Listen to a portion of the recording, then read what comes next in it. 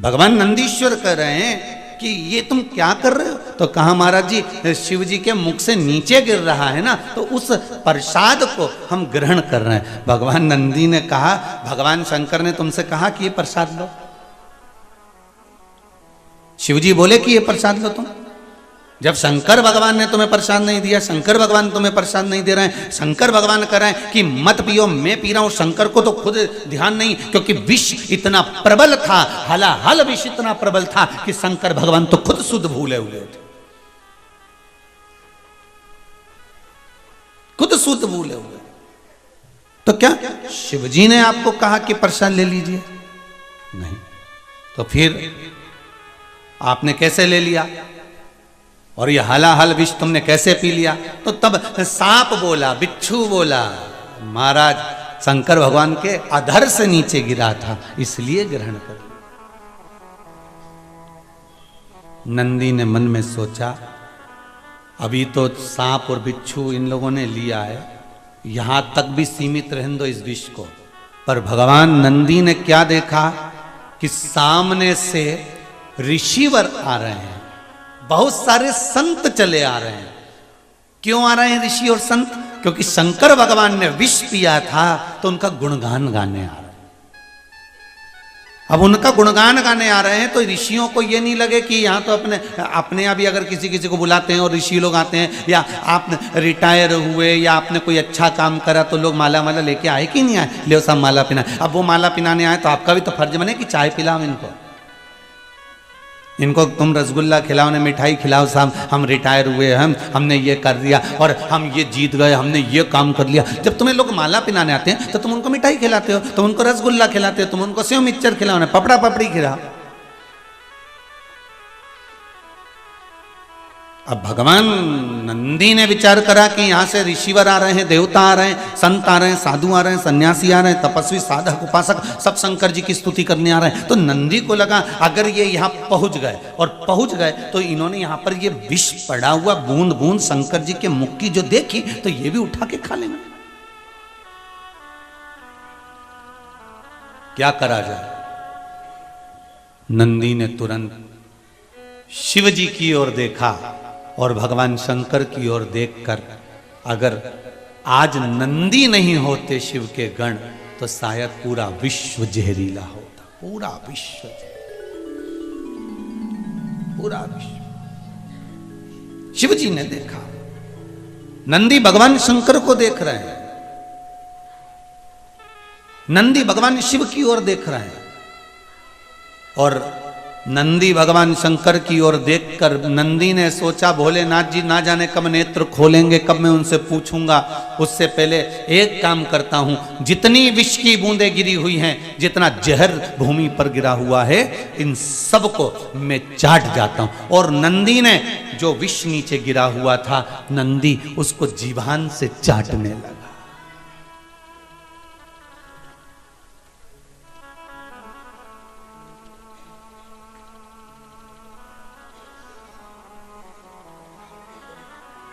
मनुष्य की जीवान, नंदी की जीवान, गौ माता की जो जिब्या होती है, आप लोगों में से कई लोग ऐसे होंगे जिन्होंने हाथ में रखकर कुछ खिलाया होगा। तो गाय जब जीवान फेरती है तो उसकी जीवान में हल्के से कांटे रहते हैं, ऐसे चुभने जैसे लगते हैं, जैसे कोई कुछ कंगा फेर रहा हो, कोई चीज से हमको खुजा ले रहा हो। दिया है कभी आप लोगों ने? गाय की जिभ्या में, नंदीश्वर की जिभ्या में थोड़ा सा भाव रहता है कांटे का।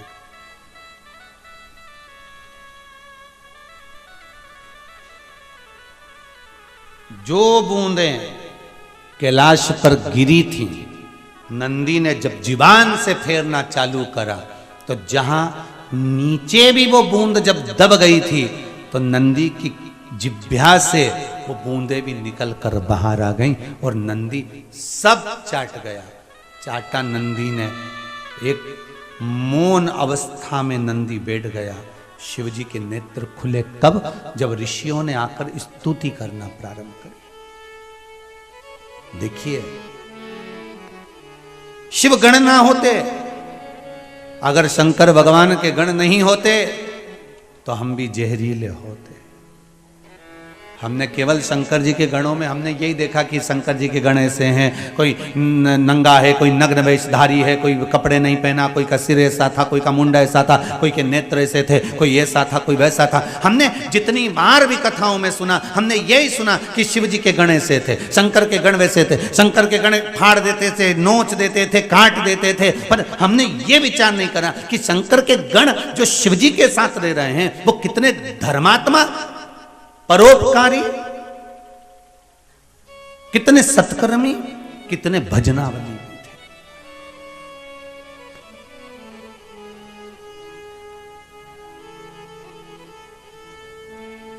आप में से कितने लोग हैं जितने आस्था पर सुन रहे हो, जितने मोबाइल पर सुन रहे हो, फेसबुक यूट्यूब पर सुन रहे हो, कितने लोग हैं आप में से जो मंदिर जाते होंगे तो मंदिर में गंदगी देखकर वापिस आ जाते होंगे? कोई है ऐसा?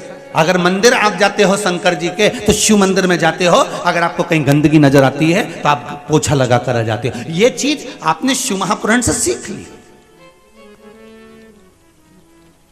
कि शंकर के मंदिर अगर हम जा रहे हैं, शिव के मंदिर अगर हम पहुंच रहे हैं तो वहां पर एकदम सफाई रखना है, हमें शिव मंदिर में आनंद रखना है। अब भगवान शंकर की दृष्टि खुली क्योंकि स्तुति ऋषियों ने, संतों ने, साधुओं ने, साधकों ने, उपासकों ने करी, दृष्टि खुली। और जब दृष्टि खुली, जैसे ही दृष्टि खुली तो नंदी की ओर दृष्टि गई। भगवान ओघड़दानी भगवान शंकर ने देखा नंदी को, आवाज लगाई, नंदी।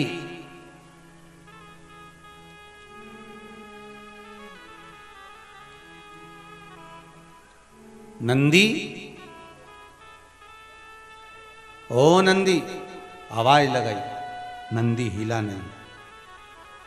विष प्रबल था जिसको भगवान शंकर ने पिया था, प्रबल विष। नंदी फिर आवाज लगाई पर नंदी हिला नहीं। थोड़ी देर बाद देवाधिदेव महादेव जिन्होंने कंठ पर विष को रखा था वो उठकर खड़े हुए।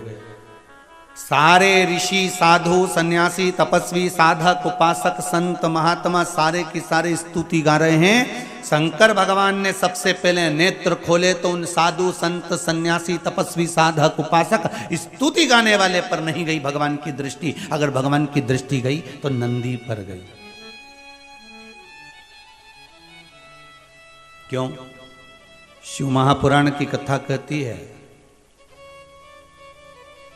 ढोंग करने वाले और भजन करने वाले भगवान अच्छे से पहचानते हैं कि ये क्या कर रहा है। 2 घंटे तक माला लेके बैठ गए,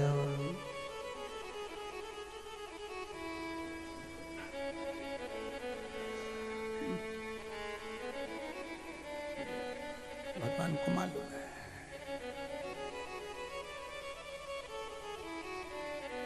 कौन फूल लेकर आया है और कौन दिल लेकर आया है, भगवान को मालूम है। बिल्कुल नहीं बताया जाता भगवान को। भगवान को यह ज्ञात है कि कौन मेरे लिए आया है और कौन स्वयं के लिए आया है।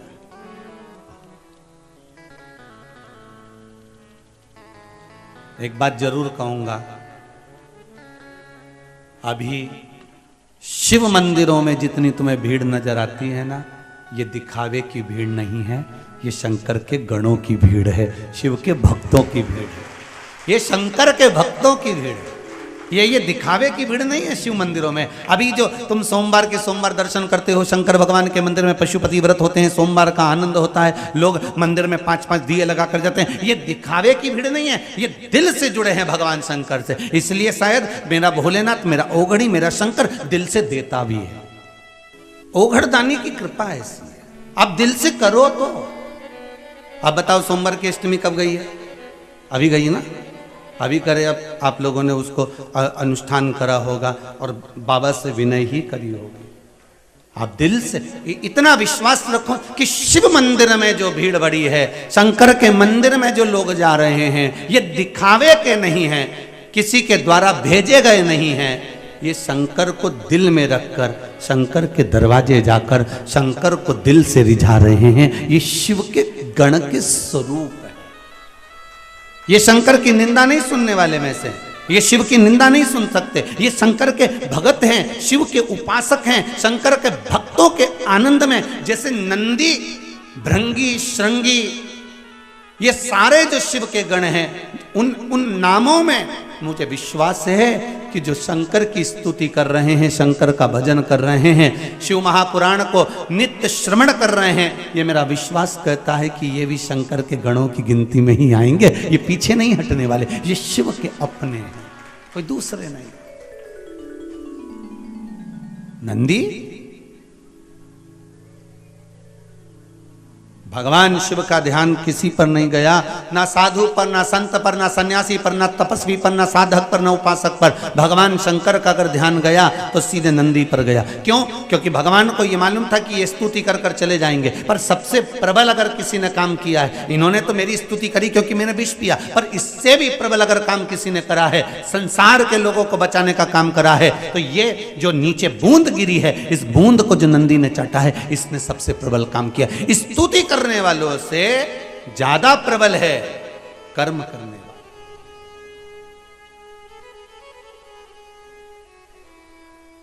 अरे भाई, स्तुति करने वालों का तो क्या है, जिसके गले में माला आती है लोग स्तुति उसी की करने लगते हैं।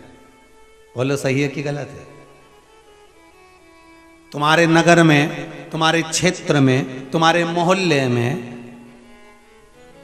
जो एमएलए का चुनाव लड़ रहा है, जो सांसद का चुनाव लड़ रहा है, जो मंत्री का चुनाव लड़ रहा है, जो अध्यक्ष का चुनाव लड़ रहा है, जो उपाध्यक्ष का चुनाव लड़ रहा है, कोई पार्षद आदि का चुनाव लड़ रहा है, तो जो जीत गया, सारे घर के लोग, परिवार के लोग, मोहल्ले के लोग, नगर के लोग पहले दूसरे को माला पहनाते थे, वो हार गया, उसको ना पहना कर किसको पहनाएंगे? जो जीत गया उसको। और उसके बाद भी अगर कोई दूसरा जीतता है तो लोग उसको पहनाएंगे, उसके बाद भी कोई दूसरा जीतता है तो लोग उसको पहनाएंगे, फिर उसकी स्तुति करेंगे, उसका गुणगान करेंगे, उसका भजन करेंगे कि उसने ऐसा कर दिया। अरे स्तुति मेरे शंकर कर रहे हैं, मेरे ओघड़दानी, मेरे त्रिकालदर्शी, मेरे कैलाशी, मेरे शंभू कर रहे हैं। स्तुति और माला तो ये मिल सकती है, मना नहीं। वो कितने समय की होती है? थोड़े समय की। पर गुणगान भगवान का जो कर्म करा है नंदी ने, वो कहने के लायक नहीं, हृदय से लगाने के लायक है। और भगवान मेरा ओघड़दानी, मेरा त्रिकालदर्शी, मेरा कैलाशी, मेरा शिव उठा, और मेरा शंकर, मेरा ओघड़दानी, मेरा शंभू, मेरा त्रिकालदर्शी, मेरा कैलाशी। और एक निवेदन आपसे करें, जैसे हम कहते हैं ना कि मेरा शंकर, ऐसा आपको भी दिल से कहना चाहिए, जम के बोलो मेरा शंकर। एक ही तो है जिसको अपन मेरा कह सकते हैं, बाकी के तो सब मतलब के यार हमने देख लिया। झूठे नाते, झूठे रिश्ते, अरे झूठा है संसार हमने देख लिया। ये हम एक ही को तो अपना कह सकते हैं। किसी किसी को इसमें भी लगता है कि गुरुजी मेरा शंकर क्यों कहते हैं, उनका है क्या? तो तुम छाती ठोक के कहो कि मेरा है, तुम भी कहो। विश्वास रखकर करना तुम्हें पड़ेगा। तुम खाओगे तो तुम्हारा पेट भराएगा, और हम खाएंगे तो जम के बोलिए जरा, हमारा भराएगा। बेटा खाएगा बेटे का, माँ खाएगी माँ का, पिता खाएगा पिता का, भाई खाएगा भाई का, दोस्त खाए दोस्त का। प्लेट सामने रखी है, ठीक है, और प्लेट सामने रखी है तो क्या पेट भरा जाएगा? जम के तो बोलो जरा, भराएगा नहीं। प्लेट रखी है पर पेट नहीं भराएगा। खाना पड़ेगा, कर्म करना पड़ेगा, रोटी का टुकड़ा तोड़ना पड़ेगा, मुख में डालना पड़ेगा। मुख में डाल भी दिया तो दांत से चबाना पड़ेगा, जिह्वा से उसका स्वाद लेना पड़ेगा, गले में उसको घटकना पड़ेगा। महाराज कर्म इंद्रियां भी कर रही है तो कर्म अपने को भी करना, कर्म प्रधान है, गीता जी में भगवान कृष्ण कहे कर्म प्रबल।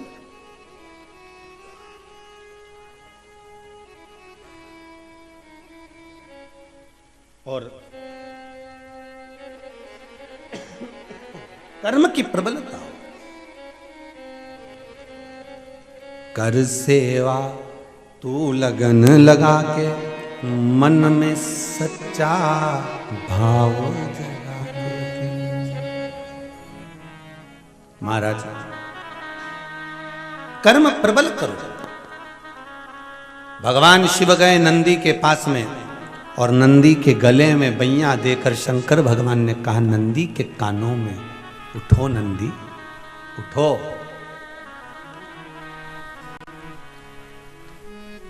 एक बार ये कथा कहीं कही तो किसी ने कहा गुरुजी वो शंकर भगवान ने नंदी से क्या कहा था? तो ये तो नहीं मालूम कि नंदी से क्या कहा था, पर इतना जरूर कहा होगा, श्री शिवाय नमस्तुभ्यं, श्री शिवाय नमस्तुभ्यं, श्री शिवाय नमस्तुभ्यं। ये चेतना दे देता है मन को,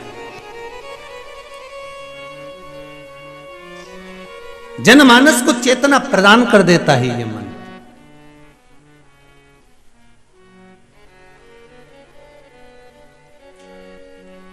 नंदी उठा, शिव जी को देखा आज भोलेनाथ जी मेरी पीठ पे बैठने की जगह मेरे गले से लगे हुए हैं। नंदी ने पूछ लिया प्रभु क्या बात है, आज आप मेरे गले लगे हो?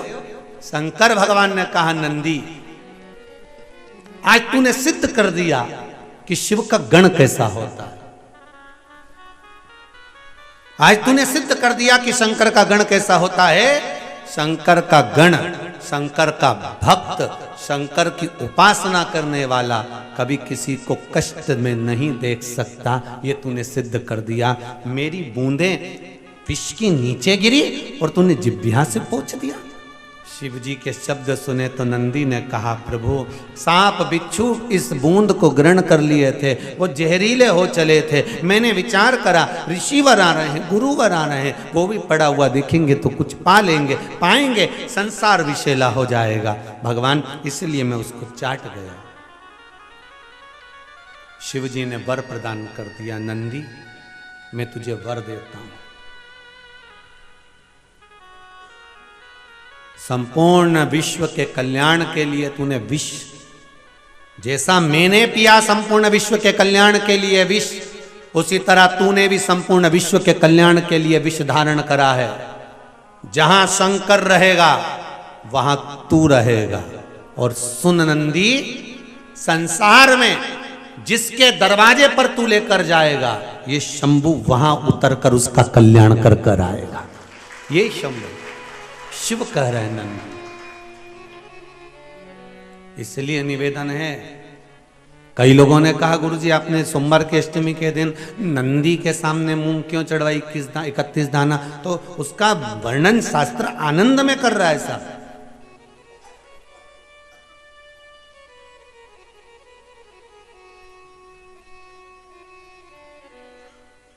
कितना वो तुम तो नंदी पे भी जानते हो, तुम तो अभी अपने यहाँ जैसे दूल्हा दुल्हन की शादी हो है ना, छोरा छोरी की, तो जब छोरे की शादी होती है ना, तो जब वो घोड़ी पे चढ़कर जब दूल्हा बनकर जाता है तो तुम तो नंदी के सामने मूंग की बात करते हो ना। घोड़ा घोड़ी पे जो चढ़ के जाए तो उसको चने की दाल गला के खिलाए।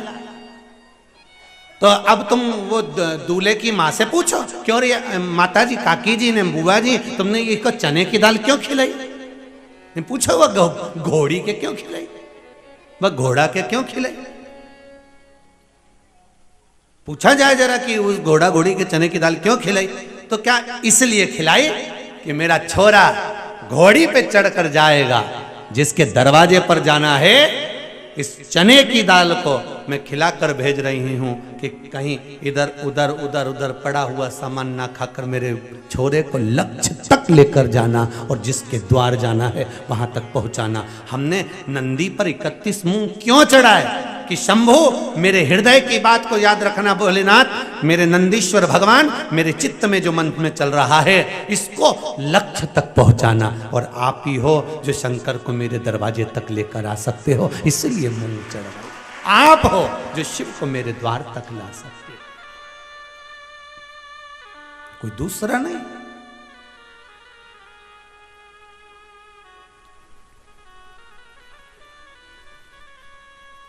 नंदी को गले से लगा दिया। कितना फलित, कितना आनंदित होंगे।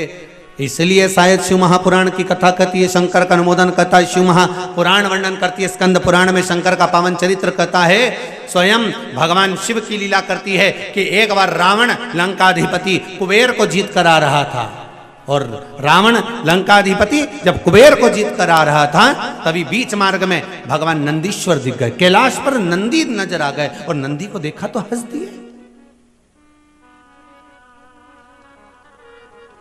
नंदी को देखकर हंस रहे कि बताओ, नंदी का मुख देखो, शरीर मनुष्य का है और मुख बेल का लगा हुआ है। अरे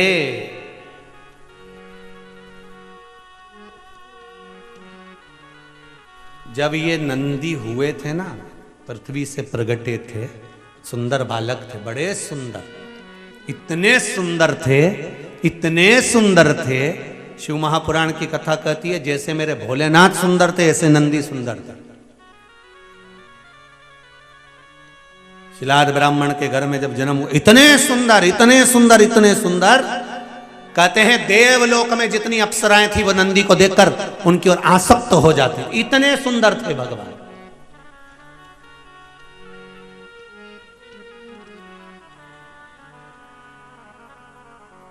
अब लोग कहते हैं ये गण ने कोई सी पुस्तक लिखी है क्या? हमारे यहां तो पढ़े लिखे लोग पुस्तक लिखते हैं, पर शंकर भगवान के गण कोई पुस्तक लिख सकते हैं क्या? कोई आंखों से 4, कोई मुंडा से 5, कोई 6, कोई का पाँव नहीं, कोई का हाथ नहीं, कोई का पेट नहीं, कोई की छाती नहीं, ये कोई पुस्तक लिख सकते हैं? हाँ, शंकर भगवान के गण नंदी ने एक पुस्तक लिखी जिसका नाम था कामशास्त्र।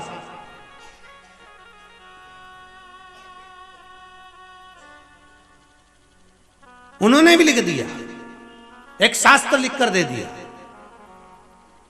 देवलोक की अप्सराएं, देवलोक की देवताओं के धाम में निवास करने वाली अप्सराएं नंदी को देखकर इतने आनंद में, इतना सुंदर बालक, इतना सुंदर बालक, इतना सुंदर बालक, बस इतना सुंदर जितने मेरे देव अधिदेव महादेव सुंदर, क्योंकि शंकर का ही तो एक स्वरूप है नंदी।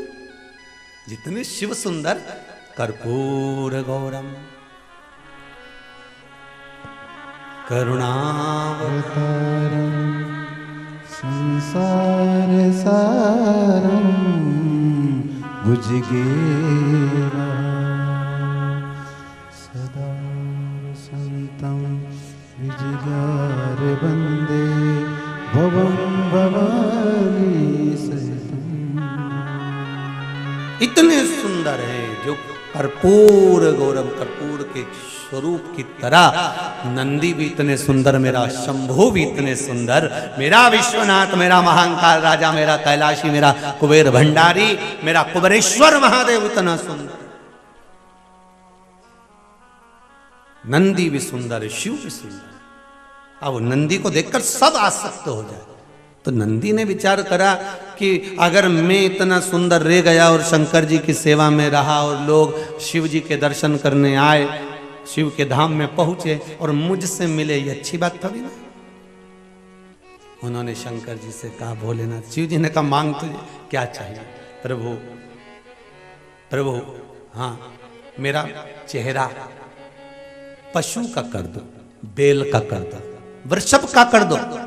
शिव जी ने कहा इतने सुंदर नंदी का चेहरा अगर मैं वृषभ का बनाऊंगा, बैल का बनाऊंगा, अच्छा लगेगा? नंदी का नहीं लगेगा। प्रभु आप तो मेरा चेहरा वृषभ का कर दीजिए, बैल का कर दीजिए। शिव जी ने कर दिया, ठीक है। जितने गण तुमको पीछे फोटो में दिख रहा है, जितने, एक भी सही साथ ठिकाने का दिख रहा है?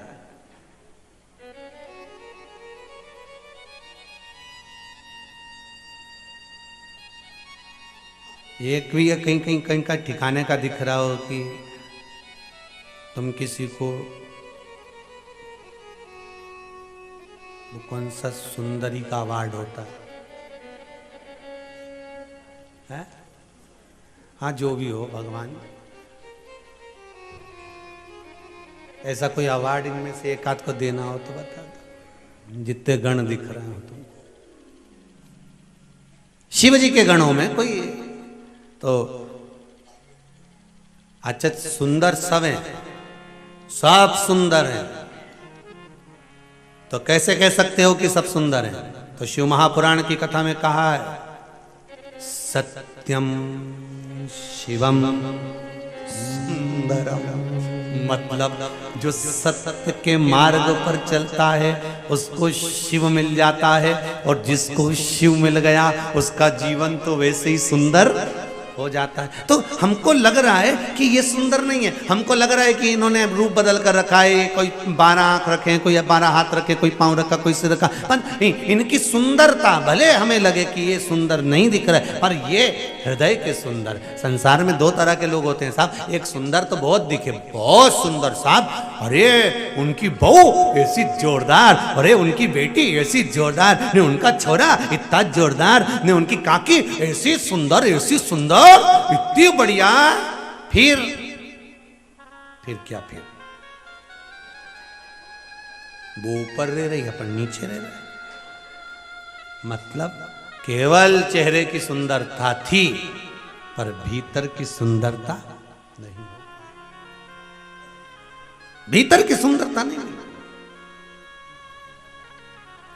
महाराज खूब सुंदर थे नंदी। नंदी ने कहा नहीं नहीं प्रभु, मेरे को ये स्वरूप नहीं चाहिए, मेरे को तो आप पशु का स्वरूप लगा दो, वर्षभ का स्वरूप लगा दो, और मेरा ये स्वरूप बना दीजिए नाथ, मुझे ये स्वरूप नहीं चाहिए। भगवान ने कहा अरे नंदी तेरा स्वरूप बिगड़ गया। नंदी बोला मेरे को स्वरूप से मतलब नहीं, आप तो दाता तेरे चरणों के होना हमें दास है, तेरे चरण रज से बुझानी हमें कुछ नहीं चाहिए, आप तो अपना बनाकर रखो, जैसे हैं आपके रहें बस। भगवान ने उसको वृषभ का मुख लगा दिया,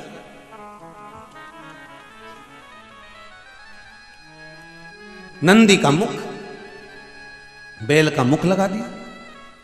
महाराज सामने से लंकाधिपति रावण आ रहे थे, और कहां से आ रहे थे? कुबेर को जीत कर।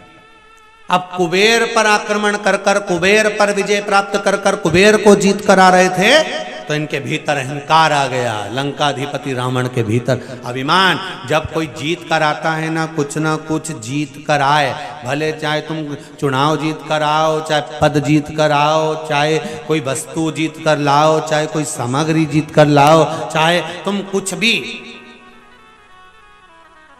एक वो साधारण सा पहले होता था ना, वो ऐसे तखत पे पाउडर का डब्बा रख देते, साबुन धर देते, ऐसा 1-2 सामान और धर देते, सरफ की थैली, और ऐसा उसमें रिंग रहता, ऐसा फेंकते। उसमें अगर रिंग आ गया तो सामान जम के तो बोलो तुम्हारा, बस वो रिंग अगर उस पर गिर गया तो वो तुम्हारा सामान। अब लोग उसको 4 रिंग ले लें, भैया हमको 2 रुपया का 4 रिंग दे दो, 4 रिंग लिया और एक फेंके, और पाउडर का डिब्बा जैसे ही उसका खुल गया, अब वो तो इतना फूल गया खुलते से। अब पाउडर का डिब्बा 5 रुपए का और फूला इतना 50 रुपए का, इतना। अब ये कब तक फूलेगा? जब तक घर नहीं जाएगा। और घर गया ना, और जो पाउडर का डब्बा दिया, इतने में घर के लोगों ने, मम्मी ने पूछ लिया छोरा कहां से लाया?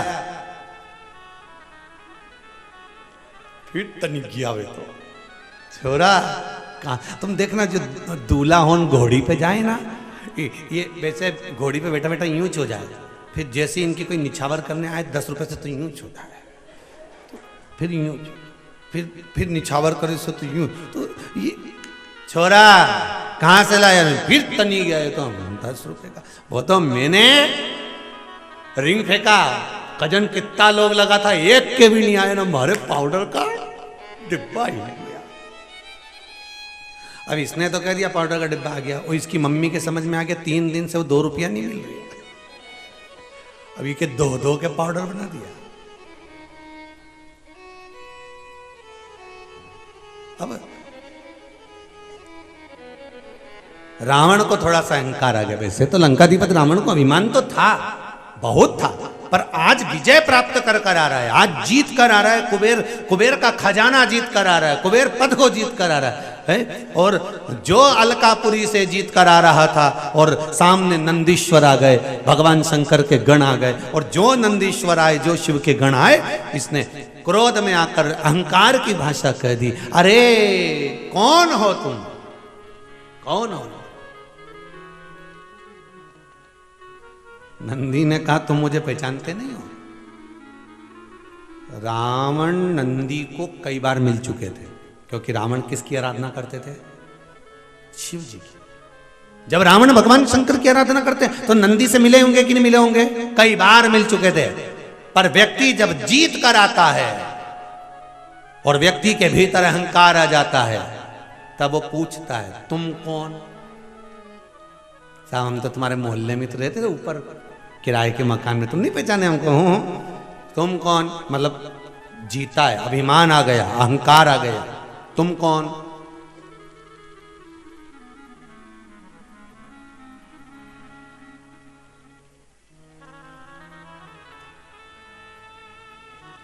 हम तो आपके मोहल्ले में रहते हैं, हम तो आपकी कॉलोनी में रहते हैं, आपके क्षेत्र में रहते हैं, और आप तो हमारे यहां 2-4 बार आके चाय भी पी के गए, और तुम ही पूछ रहे तुम कौन? अब रावण के नंदी से तुम कौन?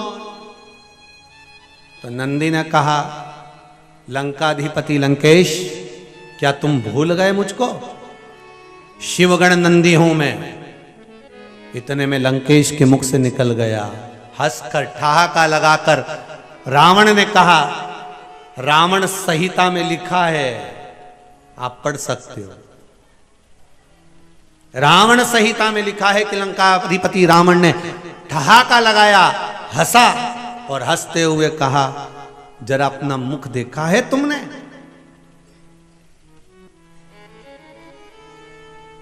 अपने मुख को देखा है आपने?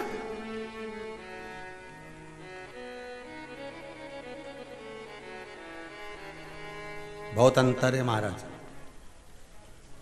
जो बार बार मुख दिखाने की बात करे ना, वो रावण है, और जो स्वयं अपना मुख दर्पण में देख ले, वो दशरथ है। दशरथ जी ने सिंहासन पर बैठकर दर्पण बुलाकर अपना मुख देखा था, और देखा कि मेरे बाल श्वेत हो गए हैं।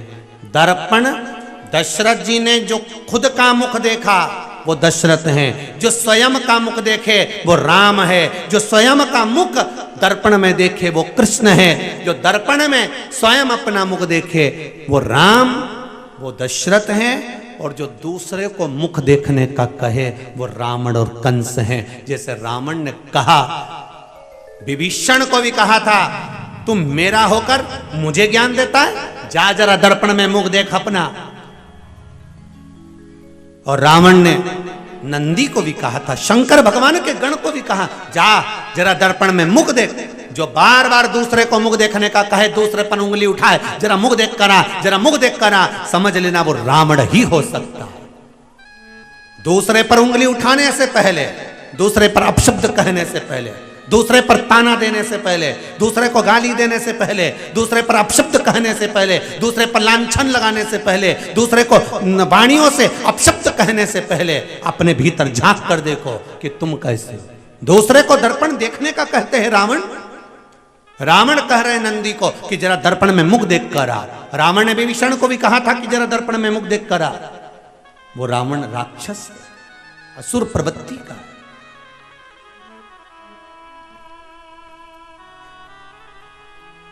हम क्यों कहें, अरे तेरा ही दिया मैंने, खाया पिया है, तेरा शुक्रिया है, तेरा शुक्रिया। हम क्यों कहें, क्या किसको रोइए, चादर तान के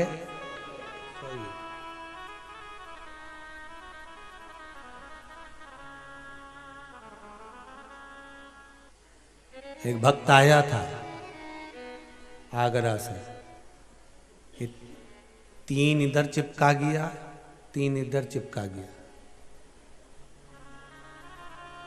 एक में लिखा है तेरा क्या होगा रे कालिया।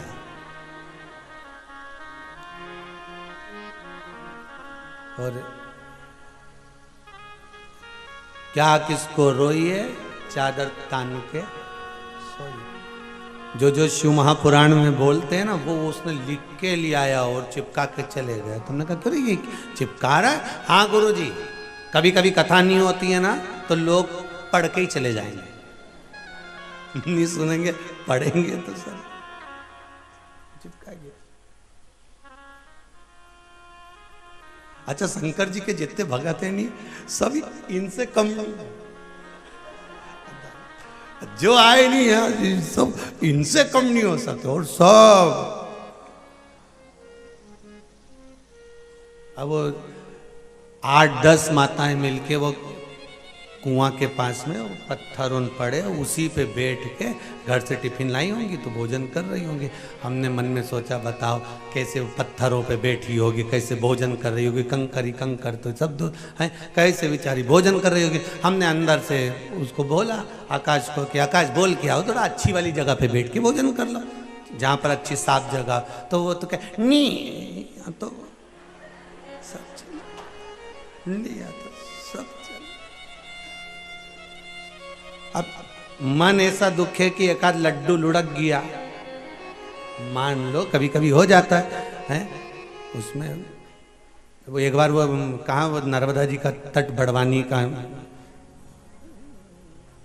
खलघाट, वहाँ खड़घाट साइड कथा हो रही थी और जजमान बोले कि गुरुदेव गुरुदेव, हमने कहा क्या है? तो कहे गुरुजी यहाँ पर अपन सब मिलके, हमारा मन है कि सारा कार्यकर्ता मिलके यहाँ पर दाल बाफला बनाए, दाल बाटी बनाए।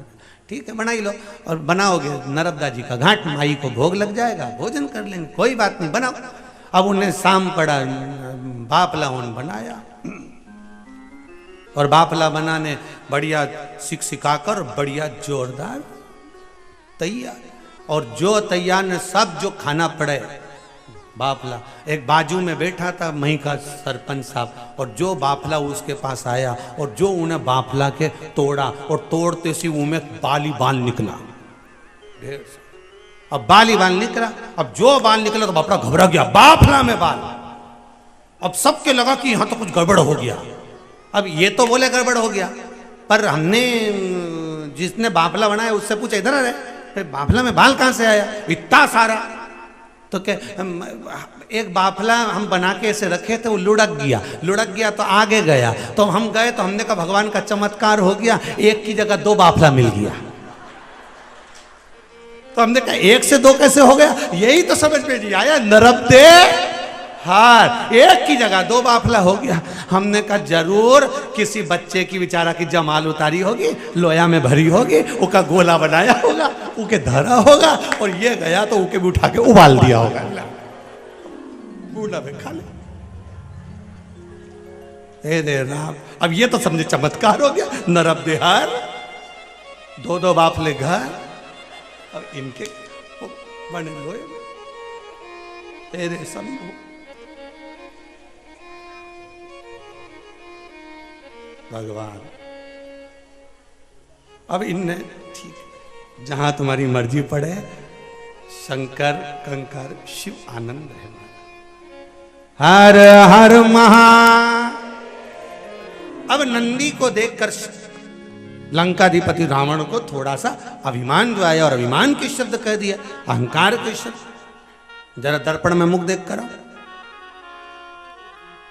जाओ जरा दर्पण में मुख देखो, दर्पण में मुख देखो, मतलब अभिमान के शब्द। नंदी को क्रोध आ गया और नंदी ने कहा, अब देखो नंदी शिव के साथ रहते हैं, तो नंदी भले वृषभ का मुख लगा हो पर हृदय निर्मल है हमारा। सत्यम शिवम सुंदर। नंदी सुंदर है।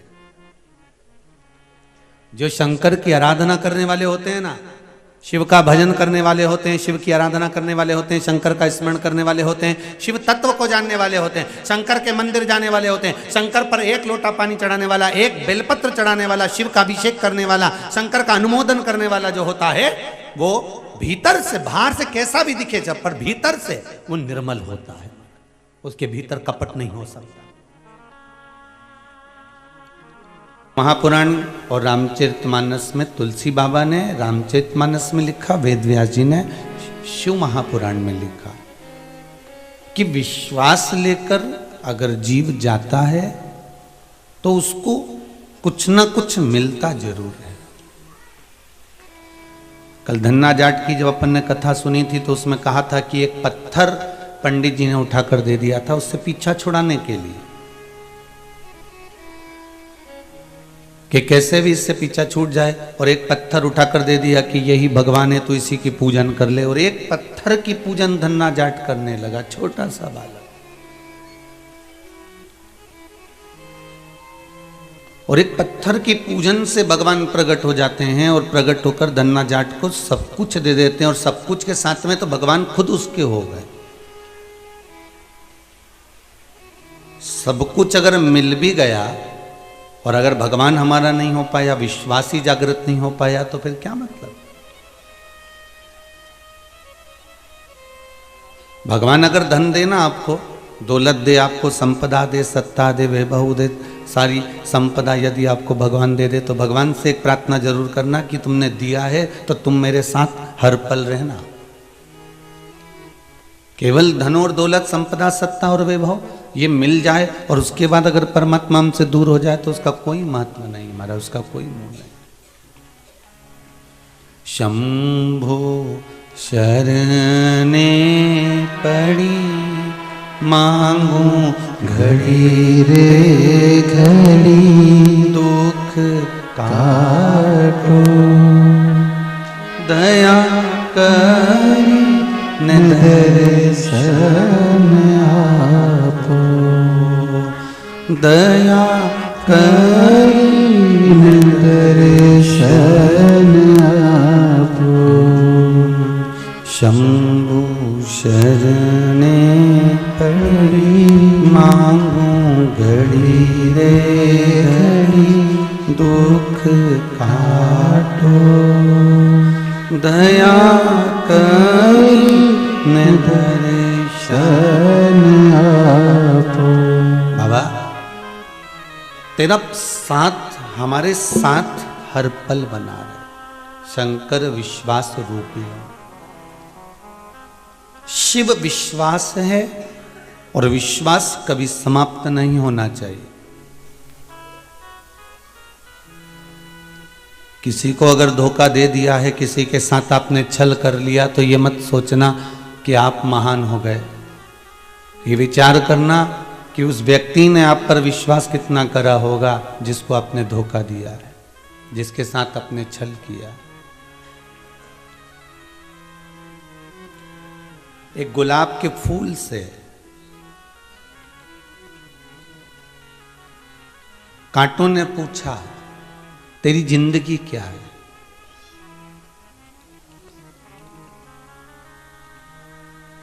पूरी तकलीफ में जिंदगी निकली है तेरी, हमारे साथ में रहा, डर डर के रहा, कहीं कांटे तुझ में चुभ ना जाए और पूरा फूल बिखर ना जाए, पूरा पुष्प बेकार ना हो जाए।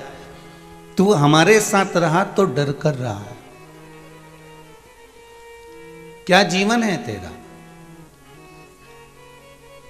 और एक दिन जब टूटता है, कहीं चढ़ भी जाता है, तो उतरने के बाद कहीं कचरे के ढेर में पड़ा रहता,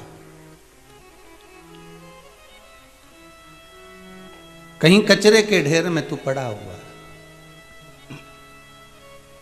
क्या जीवन है तेरा? गुलाब के फूल ने कहा, रोज रोज मैं कचरे के ढेर में नहीं जाता, कभी कभी उतरने के बाद सूख कर गुलकंद भी बन जाता हूं। रोज कचरे के ढेर में नहीं जाता।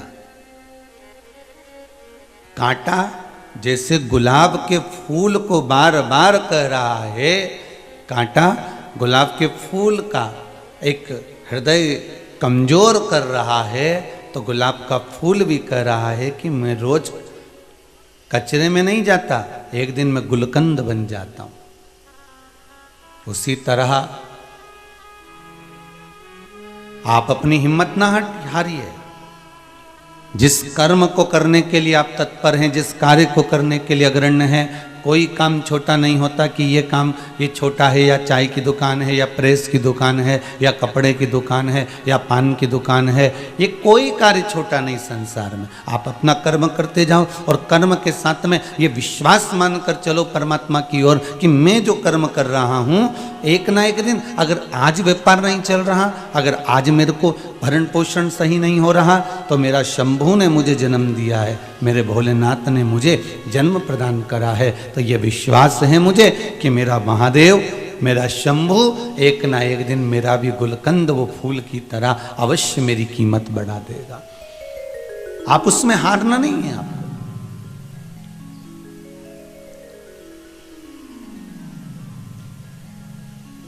जीवन तो जीना है मनुष्य को। जैसे वो आइसक्रीम नहीं होती, खाओगे तो भी पिघल जाएगी और नहीं खाओगे, अरे जम के तो बोलो, तो भी पिघल जाएगी। तो क्या करोगे? खा ही लोगे ना, क्योंकि पिघलने के बाद तो खाओगे नहीं तुम उसको। आइसक्रीम जैसा जीवन है।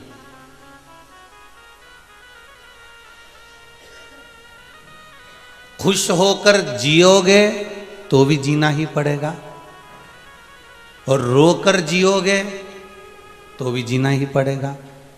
अर्थात खाओगे तो भी पिघलेगी, नहीं खाओगे तो भी पिघलेगी। जीवन तो जीना है, भगवान ने मनुष्य का शरीर दिया है, तो रोकर क्यों जिए? अगर जीना ही है तो प्रसन्न होकर, आनंदित होकर, मुस्कुराकर अपनी जिंदगी को जीना है हमको। जीवन में कितना भी दुख आ जाए, कितनी भी तकलीफ आ जाए,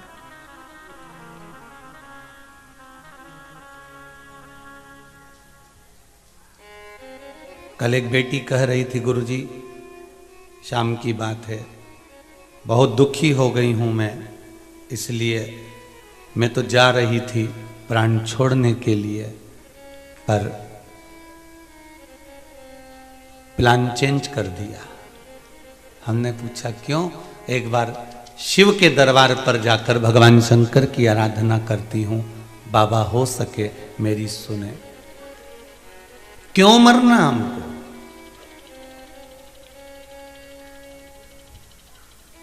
अगर उस परमात्मा के यहां से नहीं आई ना तो मत जाना, जबरन जाओगे ना तो लोकल डब्बे में जाना पड़ेगा। रिजर्वेशन नहीं होता तो धक्के बहुत खाना पड़ता है, वॉशरूम के पास बैठ के जाना पड़ता है। सही है कि गलत है? क्या मतलब? भगवान के यहां से निमंत्रण आए तब मैं जाऊंगी, तब मैं जाऊंगा, ये विश्वास होना चाहिए। तब तक अगर परमात्मा के यहां से निमंत्रण नहीं आता तो ये जीवन आइसक्रीम की तरह है, पिघलेगा।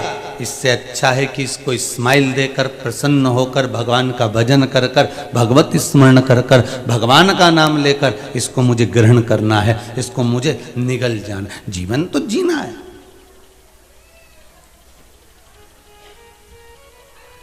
और किसके लिए रो रहे हो साहब?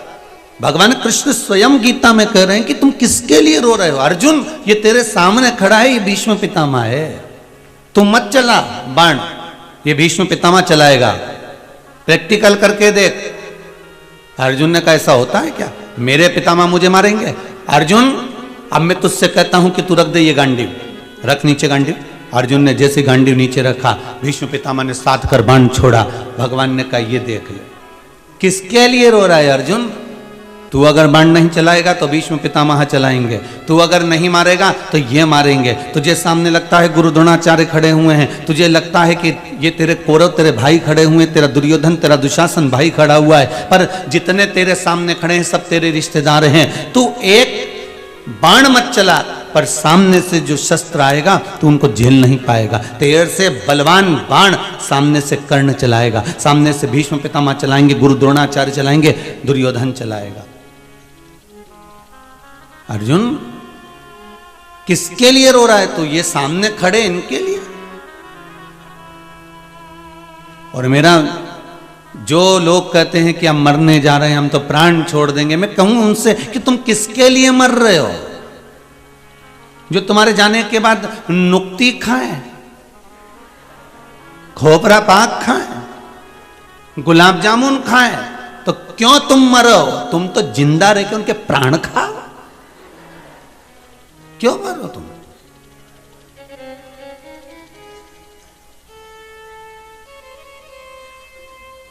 तेरा तेरा दिन याद करें, क्यों रे नर सुमिरन क्यों नहीं करे?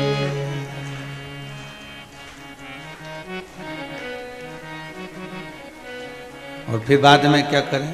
तेरा दिन बाद नुक्ती झड़े, जो रे नर सुमिरन क्यों नहीं करे, सुमिरन क्यों नहीं करे, क्यों रे मन सुमिरन क्यों नहीं करे। बड़ी मुश्किल से नर तन मिला है, बड़ी मुश्किल से नर तन मिला है, भजन क्यों नहीं करे, क्यों रे मन सुमिरन क्यों नहीं करे? भजन क्यों नहीं करे, क्यों रे मन सुमिरन क्यों नहीं करे। अर्जुन, इनको तू नहीं मारेगा तो ये तुझे मारेंगे। तुझे लगता है कि ये अपने हैं, पर संसार सागर में कोई अपना नहीं। जो जन्मे हैं अकेले जन्मे हो, संसार में दिखते सब अपने हैं पर पीछे से धोखा देने वाले।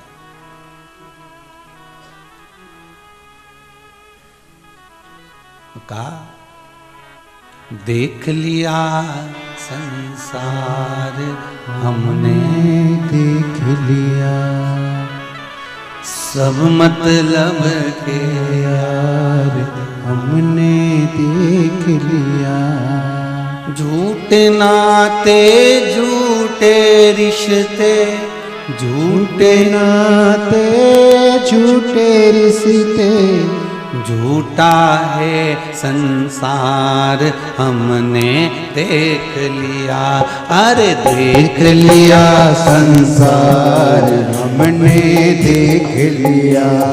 सब मतलब के यार हमने देख लिया। सब मतलब के यार हमने देख लिया। सब मतलब के यार हमने देख लिया। सब मतलब के यार हमने देख लिया। तन निरोग धन जेब में जब तक, तन निरोग जब जेब में जब तक, मन से सेवा करोगे जब तक, मन से सेवा करोगे जब तक, मानेगा परिवार हमने देख लिया। मानेगा परिवार हमने देख लिया। जब तक धन है आपके पास में, संपदा है आपके पास में और जेब में माल है, मानेगा परिवार हमने देख लिया। मानेगा परिवार हमने देख लिया। वो सब मतलब के यार हमने देख लिया। सब मतलब के यार हमने देख लिया।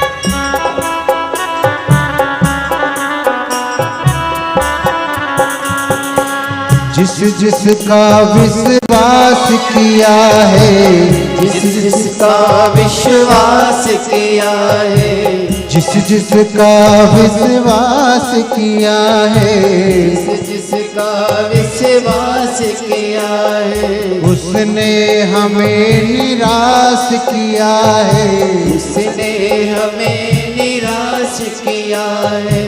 बनकर रिश्तेदार हमने देख लिया, बनके रिश्तेदार हमने देख लिया। ओ देख लिया संसार हमने देख लिया, देख लिया संसार हमने देख लिया। सब मतलब के यार हमने देख लिया, सब मतलब के यार हमने देख लिया। ओ सब मतलब के यार हमने देख लिया, सब मतलब के यार हमने देख भगवान लिया। शिव की कथा कर रही है कि ये संसार सागर में सब मतलब से जी रहे हैं।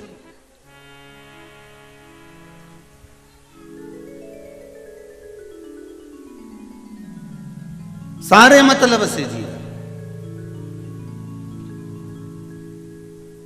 अरे भाई, संपूर्ण संसार सागर मतलब में जी रहा है, ये भगवान कृष्ण केवल अर्जुन से नहीं कह रहे, संसार के प्रत्येक जीव से कह रहे हैं, प्रत्येक जीव से।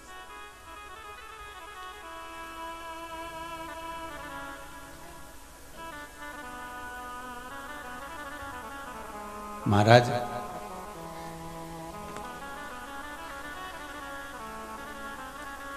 विश्वास अगर पूर्ण है, भरोसा अगर दृढ़ है, तो परमात्मा सामने ही खड़ा मिल जाएगा।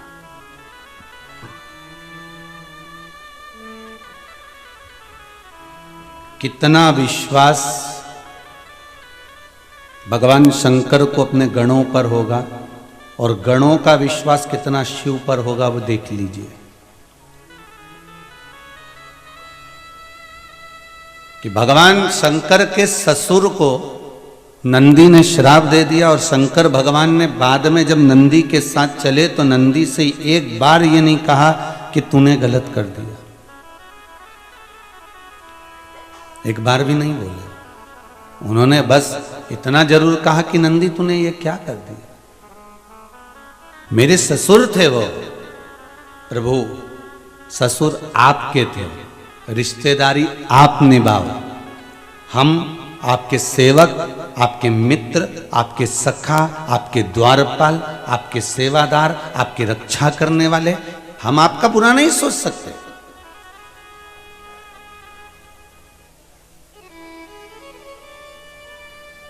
वो रिश्ते, वो नाते आपके हैं, हमारे रिश्ते नाते नहीं है। हम तो केवल आपके सेवक हैं, आपके उपासक हैं, हमें कोई मतलब नहीं बाकी के किसी से।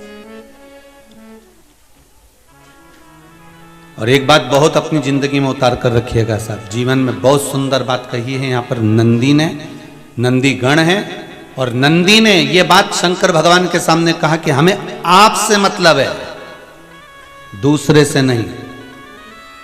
जिस समय आप मंदिर में जाते हैं तो मंदिर में कोई गण आपको दिखता है कि नहीं दिखता, पर भगवान शंकर का प्रिय गण नंदी जरूर दिखता है। और मंदिर के पहले, शंकर के मंदिर में पहुंचने के पहले, शिवजी से मिलने से पहले आप नंदी का दर्शन करते हो। प्रत्येक शंकर के मंदिर में पहले नंदी मिलता। वो क्या दिखने के लिए बैठा, वो शिवजी के सामने क्या दर्शा रहा है, वो नंदी शंकर के सामने क्या बोलना चाह रहा है। प्रत्येक शंकर के मंदिर में नंदी बैठा मिलता है, और वो नंदी हमको ये ज्ञान देता है कि मैंने शंकर भगवान के ससुर तक को नहीं देखा, मैं भगवान शंकर का हूं और शंकर का रहूंगा। तो नंदी ये कहता है कि आप जब शंकर के सामने आओ, आप शिव के द्वार पर आओ, आप शंकर के दरवाजे पर आओ, तो फिर संसार के होकर मत आना, शिव के होकर आना। फिर जैसे शिव मेरे लिए हैं वैसा मैं आपके लिए रहूंगा। फिर क्यों चिंता करें? झूठे नाते झूठे रिश्ते, अरे झूठा है संसार हमने देख लिया, सब मतलब के यार हमने देख लिया। शिव महापुराण की कथा कर रही है और वायु पुराण में वर्णन किया, अगर नंदी गण नहीं होता तो संसार सागर में मनुष्य भी जहरीला होता। वैसे तो जहरीला आज भी है,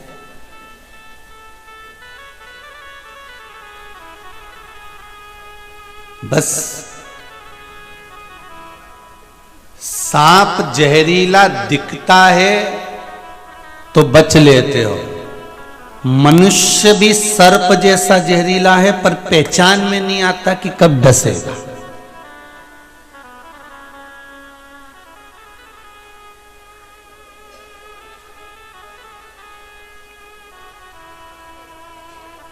अगर नंदी नहीं होता तो मनुष्य भी सांप जैसा विष उगलता, अगर नंदी नहीं होता तो।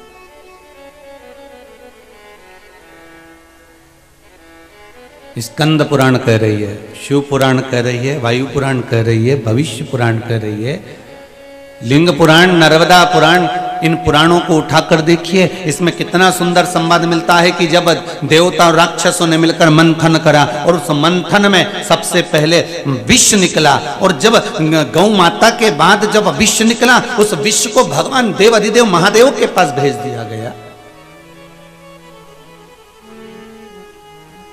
और देवाधिदेव महादेव के पास में जब विष गया, देवाधिदेव महादेव ने जब विष पिया, पीते समय उस विष की कुछ बूंदें जमीन पर गिर गईं। जैसे ही जमीन पर गिरी तो वो सांप बिच्छुओं ने धारण कर ली। जैसे ही सांप बिच्छुओं ने धारण करी, इतने में भगवान शंकर तो विष का जो जहर जब पिया था तो शिव हिल गए थे। शिव हिल गए। नंदी सामने बैठा था, शिव का गण।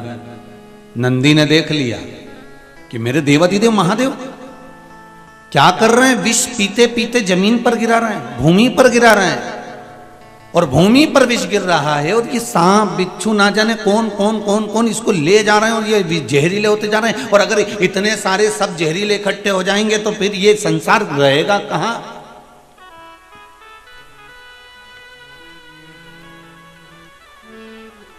शिव विष पी रहे थे, बूंदे नीचे गिर रही थी, तो नंदी ने सांपों से पूछा।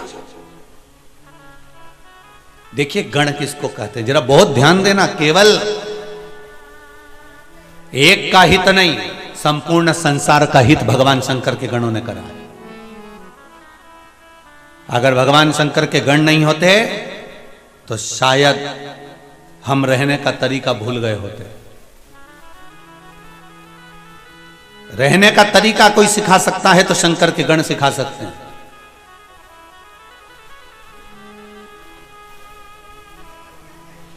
भगवान शिव के गण सिखा। नंदी ने सांप से पूछा, क्या कर रहे हो तुम, ये क्या कर रहे हो? सर्प कहते हैं, नंदीवर तुमको नहीं मालूम, शिव जी के मुख से जो विष गिर रहा है यह प्रसाद हो गया है, इस प्रसाद को हम पा रहे हैं। नंदी ने कहा, भगवान शंकर के पास में विष आया है पीने के लिए, प्रसाद देने के लिए नहीं। कोई कोई प्रसाद ऐसा होता है जिसको स्वयं को लेना पड़ता है, दूसरे को नहीं दिया जाता, जैसे पशुपति व्रत का प्रसाद।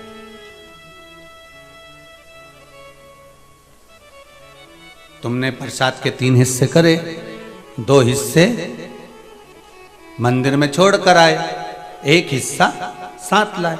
उस हिस्से में से आपको किसी को नहीं देना, वो आपको ग्रहण करना। कुछ कुछ प्रसाद ऐसा होता है जिसको स्वयं लेना। जैसे ब्राह्मण जब पूजन कराते हैं घर के अंदर, वास्तु पूजन हो, देवी का पूजन हो, सप्तशती का पूजन हो, रुद्राक्ष का कोई अनुष्ठान हो, महामृत्युंजय अनुष्ठान हो, या कोई भी आप पूजन करने बैठते हो, तो ब्राह्मण जो जोड़ा बैठता है ना, उसके जोड़े की गोद में एक प्रसाद देते हैं। बोलो देते कि नहीं देते? जब पूजन पूरी होती है तो ब्राह्मण कहते हैं लो साहब झोली रखो, और पत्नी अपना पल्लू करती है, पति उसके नीचे हाथ लगाता है, और ब्राह्मण देवता उसमें आशीर्वाद के तुल्य वो प्रसाद दे देता है। अब वो प्रसाद जो ब्राह्मण ने तुम्हारी झोली में दिया है, गोद में दिया है, वो किसी को बांटने का नहीं होता।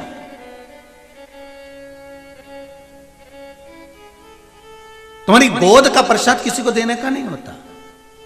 जिससे शिव महापुराण जब विराम होती है, तो विराम होने के बाद में जब 7वें दिन जब बेलपत्र बांटी जाती है, बेलपत्र दी जाती है कुबेर भंडार की, तो वो बेलपत्र कई माताओं की आदत रहती है कि हमको 2 दे दो, हम 3 ले लें, हम 4 ले लें, तो हमारी बेटी को दे देंगे, ना उसको दे देंगे, ना उसको दे देंगे। अर्थात तुम अपनी लक्ष्मी दूसरे को दे रहे हो।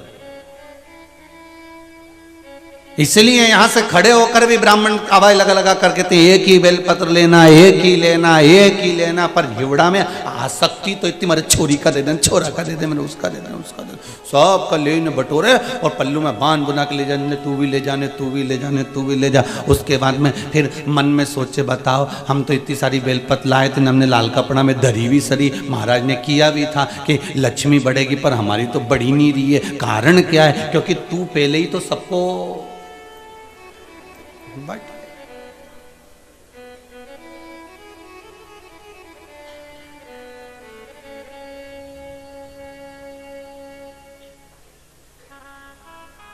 कथा के विराम पर बेलपत्र उठाकर यजमान को भी दी जाती है ना, तो यजमान से व्यासपीठ से कह दिया जाता है कि ये आपकी है, आप अपनी झोली में से किसी को मत देना।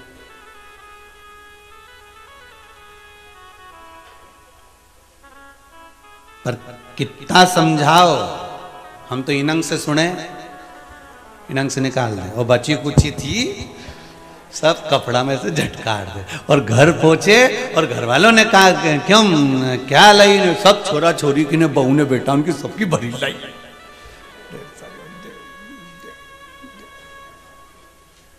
और बचा कुछ आता तो मोहल्ले में भी बांट दिया। होता है, बांटने के लिए बहुत सी चीज है, आप बांटो, मना नहीं है, पर कोई अपनी तिजोरी का खजाना बांटता दिखा है? तुम्हारे घर में कितने सोने की रकम है तिजोरी के अंदर, तुम निकालो, बांट के बता दो। बेलपत्री विराम के दिन की तिजोरी की रकम से कम नहीं होती कि वो बर भंडार है, ये कुबेर का खजाना है, ये साधारण नहीं हो सकती, ये साधारण नहीं है।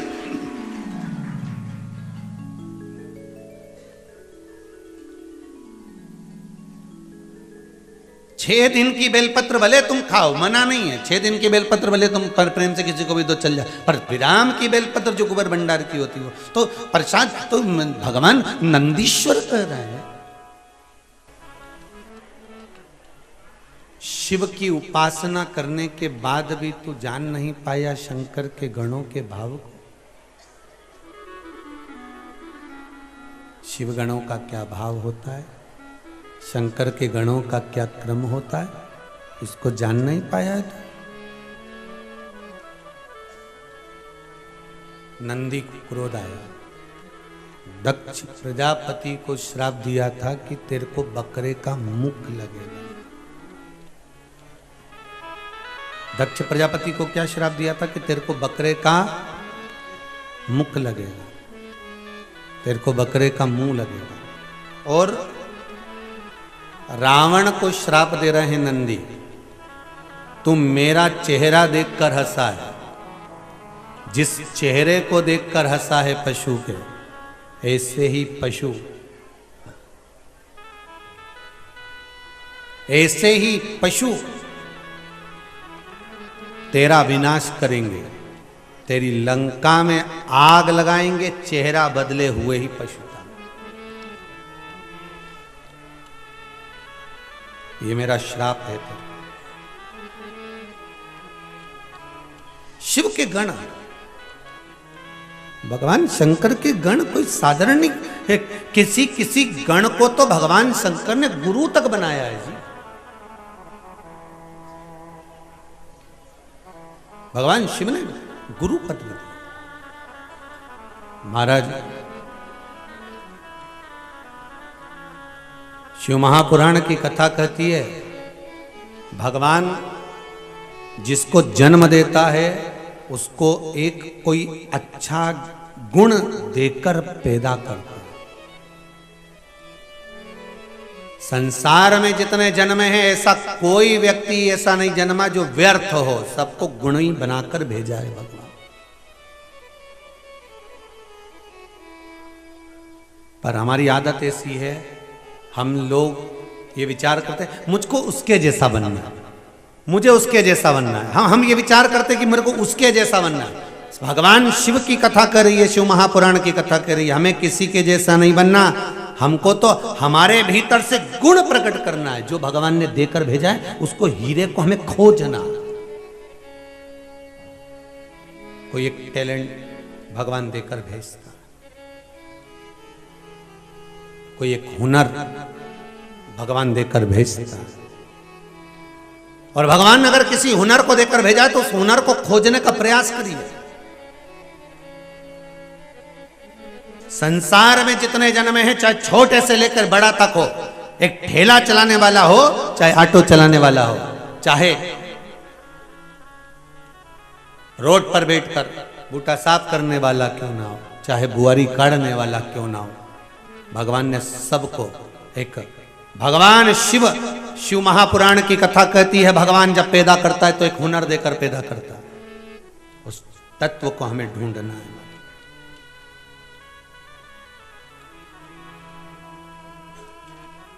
पर हम संसार में इतने भरमा जाते हैं कि हम अपने हुनर को भी ढूंढ नहीं पाते। अपने भीतर के हुनर को ढूंढने का प्रयास करिए।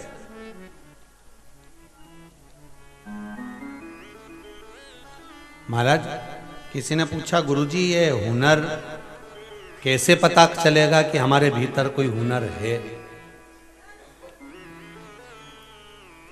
शिव महापुराण की कथा कहती है, जिस कार्य में आप लगे हुए हो, जिस कार्य में लगे और उस कार्य को करते करते आपको उपन्ना है, उबो ना, और 1 घंटा 2 घंटा नहीं, कम से कम 17 18 घंटे आप उस कार्य को कर रहे हो और उसमें आपको उपन्ना हो रही हो, और कुछ करने का नया विचार करा, 18 घंटे तक लगातार वो कर्म करा और उसके बाद भी ये मन कर रहा है कि और करूं उसको। 18 घंटे तक उस कार्य को करने के बाद भी मन कर रहा है कि अब इसको और आगे बढ़ाना, और करना, और आगे बढ़ाना। बस समझ लो कि मेरे बाबा ने वही हुनर आपके जीवन में दिया, उसको निखारने का प्रयास करिए, उसको निखारिए।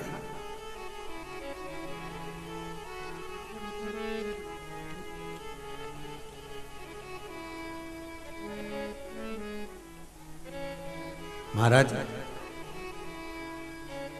पाने की ललक संसार में ना होती, सोने की चमक सोने में ना होती, फिर कौन पूछता? परमात्मा को पाने की अगर ललक है तो परमात्मा की ओर जा करो। अगर कुछ हुनर तुम्हारे भीतर है, तुम भजन गा सकते हो, भजन का हुनर है, तुम कुछ अच्छा बना सकते हो, बनाने का हुनर है, तुम अच्छी अगर रेसिपी बना सकते हो, उसका हुनर है, तुम्हारे भीतर कोई एक भगवान गॉड गिफ्ट देकर भेजता है, संसार में सबको दिया, उसको हमें प्रकट करना है, हमें उसको प्रकट करना और बस भगवान से यही कहना, हमें दूसरे के भाग्य का मत देना प्रभु, हमें अपने भाग्य का देना, अपने भाग्य का।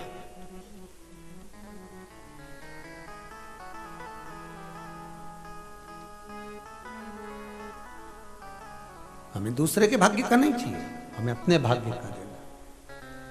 महाराज रावण, ए लंकाधिपति लंकेश, तूने बिना सोचे समझे मेरे ऊपर एक उंगली उठा दी, और एक उंगली जब हम किसी पर उठाते हैं तो ये 3 उंगलियां अपने भीतर जाती है कि तुम अपने अंदर झांक कर देखिए, तुमने गलत किया। लंकाधिपति रावण हंसकर बोला, ठहाका लगाकर कहता है, अरे वृषभ नंदी, तो भूल गया मुझको। भगवान वृषभ ने कहा, नंदी ने कहा, मैं नहीं भूला, मैंने आपने मुझसे पूछा था तुम कौन हो, भूले तो तुम थे, मैं कहां भूला, मैं नहीं भूला, भूले तुम। और जैसे रावण भूल गया था भगवान के भक्त को, उसी तरह संसार में आकर हम भी भूल जाते हैं, हमें क्यों पैदा करा भगवान। हम तेरी दुनिया में आकर खो गए, कर ना सके हरि भजन और सो गए, कर ना सके हरि भजन और सो। संसार सागर में आने के बाद हम भी भूल गए, माता के गर्भ में उल्टे लटके हुए थे, दोनों मुष्टिकाएं बंद थी, प्रार्थना कर रहे थे, हमें माता के गर्भ से बाहर निकाल दो, हम भजन करेंगे। पर अब गर्भ से बाहर भी निकले, भगवान ने कहा चलो इतनी प्रार्थना कर